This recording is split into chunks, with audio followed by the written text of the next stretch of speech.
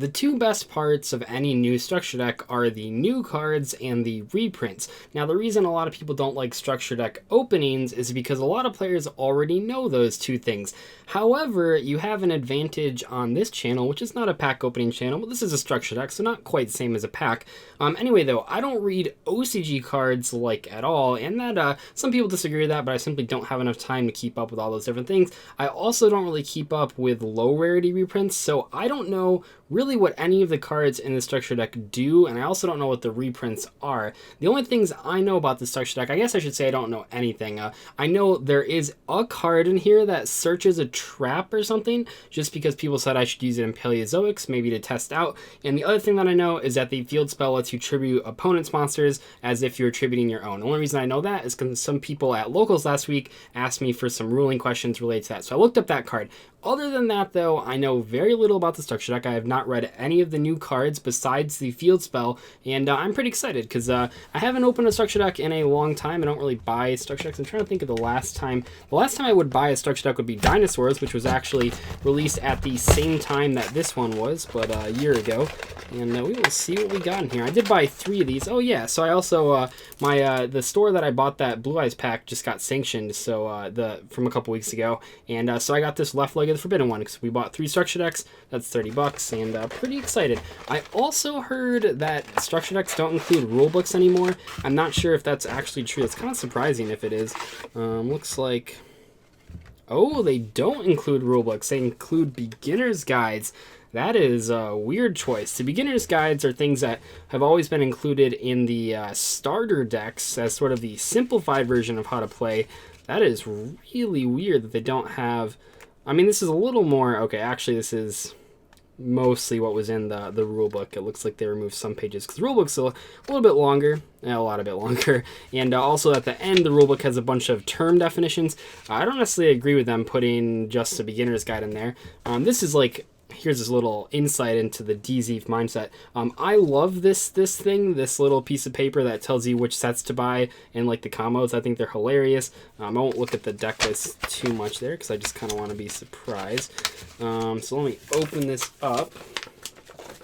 So on one side, well, I'll cover up the combos because I don't want to see those quite yet, but I will look at what it suggests that we buy. So Flames of Destruction, we have some cards in there it tells us to do. Dark Saviors, apparently it's going to have an Armageddon Knight in there.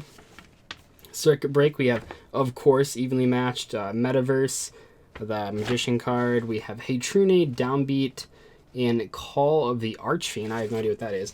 And I guess we'll not look at the combo, so I'm not spoiled to what's inside this deck.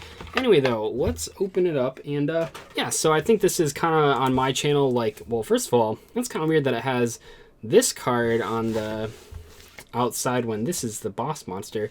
But yeah, it'll be kind of fun for cool Duel Links. You just bought this structure deck for the physical card game. How about you try our app? Won't that be exciting? But one of the reasons that I'm excited about this is because, yeah, it's kind of like a pack opening to me because I don't really know what the cards are. So it actually would be a little more random. I haven't memorized this deck ahead of time, so I don't know. So I'm trying to get it open without ruining the cards. I hate the packaging on structure decks. I just hate it.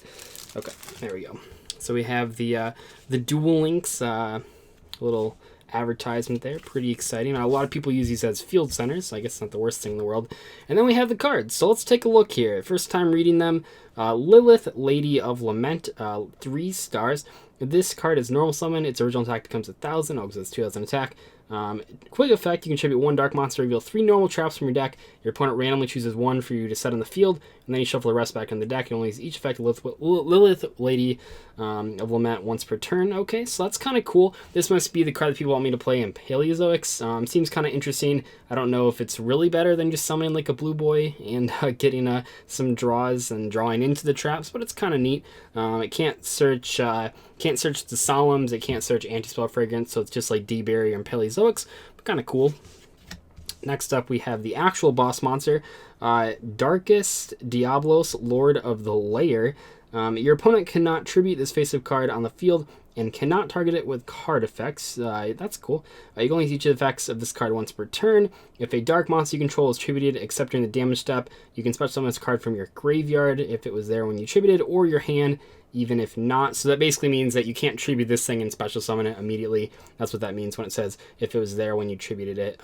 You can tribute one dark monster. Your opponent places one card from their hand on either the top or bottom of the deck. That seems kind of cool with the field spell. You can tribute your opponent's monsters for stuff. I don't know how easy this thing is to actually summon. Okay, haven't seen this guy. Rima, the Wicked Warden. That's, gosh, all these like tongue twisters. Level 4 monster, you can discard this card, add one Layer of Darkness from your deck to your hand. Okay, so it's kind of like all those searchers that came out in Force of the Breaker, I want to say. Like Warrior of Atlantis searches Umi. They have the Dinosaur that searches Jurassic World. All those types of cards. Anyway, you can tribute one Dark Monster, draw one card, or if you tribute a Dark Monster other than this card activates effect, you can add one Dark Monster with 2,000 or more defense from your deck to your hand instead. Oh, I was going to say, if that says in addition to, it seems really good. So I guess the idea with this guy is that you summon him and then activate the field spell and tribute your opponent's card to draw a card. Seems pretty cool. Seems pretty good. Okay, so now we have the field spell. All face-up monsters in the field become dark. Okay, because this guy needs to tribute a dark monster, so that makes sense. Oh, also this guy needs to tribute Dark Monster. Okay, so I see what they're trying to do here. I get it. Once per turn face up, if you would tribute a monster you control to activate a card effect, you can tribute one Dark Monster your opponent controls, even though you do not control it. Once per turn during the end phase, special summon as many Torment tokens as possible to the turn player's field and fence position up to the number of monsters tributed this turn while this card is face up. So there are some wonky rulings with this card. I think the weirdest ruling that I've seen, or the one that I think is correct, is that you can't use like Lone Fire Blossom and Shiranui Solitaire to tribute them unless your opponent has a plant or zombie. The reason that is that you're tributing them as if you controlled them, but if you controlled a dark non-plant monster, you can't tribute it for Lone Fire. So I think it's just for these cards, they all say you just need to tribute a dark monster, so then it works with the field spell. But I think for those other cards, not so much. Moving on, Grinning Gray Fires. This thing looks adorable. Tribute one dark monster with 3,000 monster attack. Your opponent chooses one card of their choice in their hand or deck for every 500 attack the monster has on the field. If you tribute a monster with 2,000 more attack, look at all cards. Okay, so it's just like an extra virus card. And then we get to the reprints. Wait, is this a current card that we have? I've never seen this card. Duke Shade, the Sinister Shadow Lord. This definitely doesn't look like a card we already had. I must just be stupid, though. Like, when is this? I don't know. You can contribute any number of dark monsters, special summons card from your hand, and if you do this, gains 500 attack for each card you tributed. Oh, geez, that seems pretty insane with the field spell. If this card is normal special summon, you can target one level 5 or hard dark monster gave it, add it to your hand. Once per turn. Can't special summon. This must be new for this structure deck. It's kind of weird that they have 6 new cards, but I've never seen that card in my life, so it must be new. Anyway, though, on to the reprints. We have Diablos, King of the Abyss. Really cool artwork. Lich Lord, King of the Underworld. Oh, so we're getting a lot of the cards. The OCG got a structure deck. They got a Fairy one and a Fiend one that revolves around tributing cards, and I guess this is sort of us getting those types of cards, because I think Diablos was in that. I think actually Diablos was the cover card of it, and Lich Lord, King of the Underworld was also in that structure deck, so... Anyway, Prometheus, King of the Shadows. I guess I should stack these, not do that. Archfiend Emperor, the First Lord of Horror. I think this card's pretty good in Duel Links, or at one point it was. Kai's Mega Monarch. That's cool. That's a very cool reprint. Legendary Maju Garzette. Vanity's Fiend. Really? Vanity's Fiend is in here?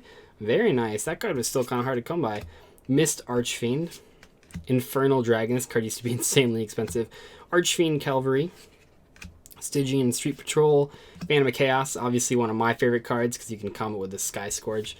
That's probably not in this deck though.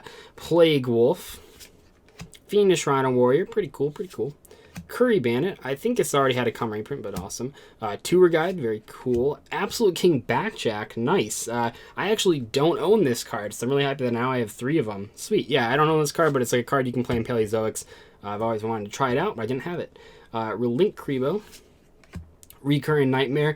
I still say this card has potential to be pretty crazy expensive because even counting this reprint, it still only has 1 other common reprint that was in a gold series, and then 1 holographic reprint in was that Force Breaker, Glider's Assault, one of those sets. Actually, it might have a super reprint in that Destiny Soldier set, so I guess not as valuable. I still think the Secret could go up in price one day. We'll wait around though. Allure of Darkness, Hand Destruction.